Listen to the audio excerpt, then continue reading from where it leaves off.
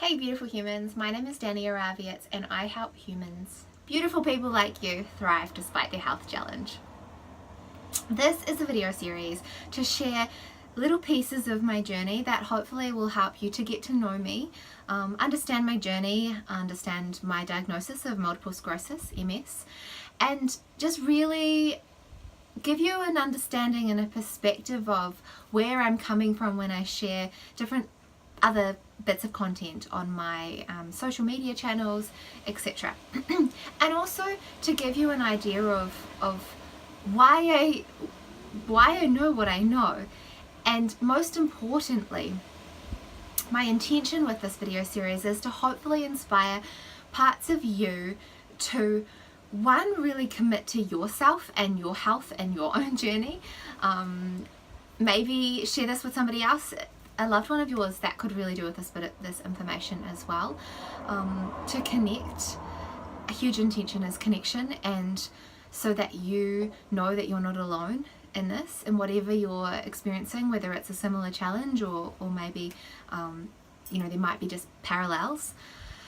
And by sharing, by expressing, by being here, I believe that we not only release and heal and move emotion in ourselves, but we give permission for others too. And that's a huge part of our healing journeys, which I'll share a little bit more of in subsequent videos. Okay, without further ado, and a little bit of a backstory, I guess. Prior to 2014, at the time of this video, it is now the start of 2019, I was completing my psychology degree. I have forever, my whole life, been a high achiever. I started my career as a hairstylist, not that you can tell with my big natural hippie mane that I have now, but my first career was a hairstylist, and I got into study a little bit later in my later 20s in psychology. And I threw myself into that degree. I was actually throwing myself into it to get over or to heal or to mend a broken heart. Always the best reason, right? I freaking love studying psychology. I loved it. However, as many of you might know, it is a very challenging area. Like, many people study it, but not that many people go on to further study because of the high criteria to postgraduate study. So I killed myself, and when I say killed myself, it meant just focused all on my study. Pretty much all I did for 4 years was binge watch TV programs, work in my part-time job, and study. No social life, just that. So I got all the A pluses, even though I didn't think I was good enough to, and I wasn't happy with A's. So I pushed myself, and I pushed myself, and I pushed myself, and I got those A pluses. Yet, looking back now, I realize that I was quite unhappy throughout that process. I'm very much a social creature. I get a lot of energy, a lot of inspiration, a lot of energy and fuel and love from social connection and human connection, and there wasn't that much of that during that period. All I was doing was just striving and striving and striving to be better and be better and be better and be more. So I completed my psychology degree in 2014. I turned 30, and I immediately, my last assignment, my last exam was, say, on the Friday, and then I went into full-time work on the Monday in the job that I'd been working part-time in previously. So I didn't even give myself time to stop. I just went straight and launched into it. And then it was in that job that my body started to shut down. It started to develop such severe fatigue that I was sometimes calling in sick to work, once a week at least, and sometimes multiple times. I just was finding it so hard to get up in the morning, and my body just said no.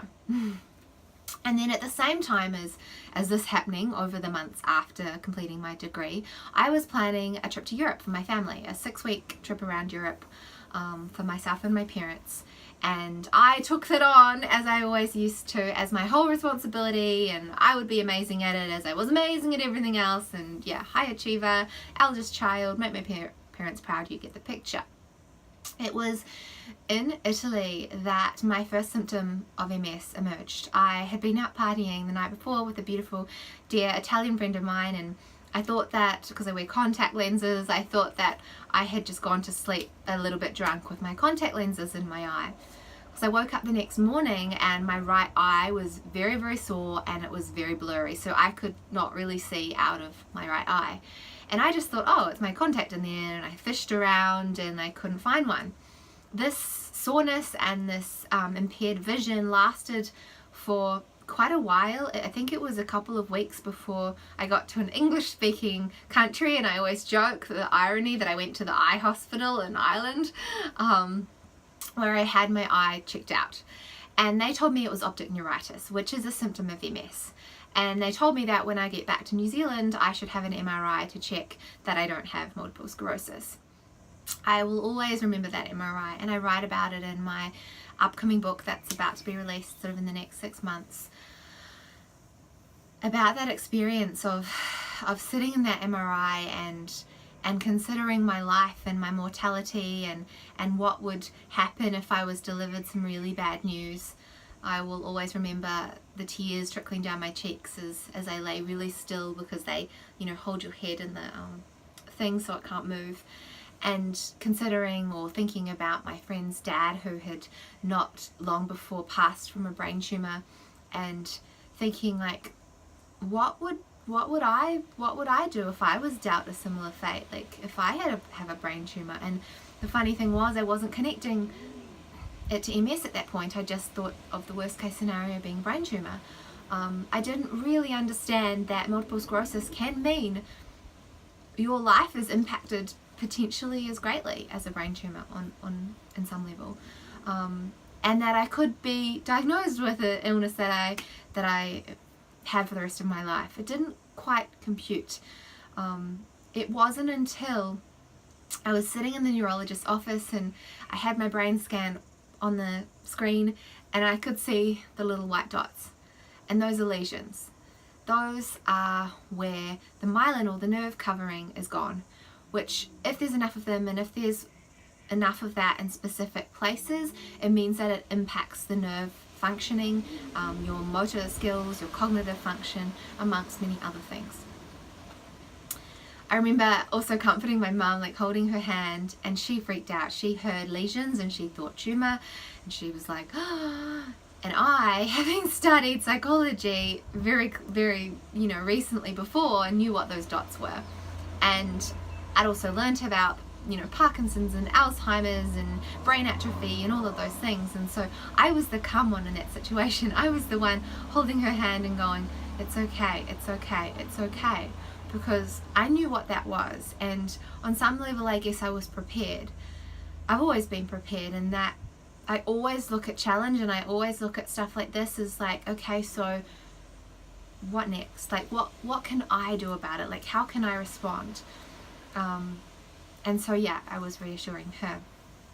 At the time, I didn't qualify for a diagnosis of MS in New Zealand, because New Zealand needed 2 symptoms of MS as well as the lesions on the MRI to have a diagnosis. I only had 1 symptom of optic neuritis in my right eye and the lesions on the scan.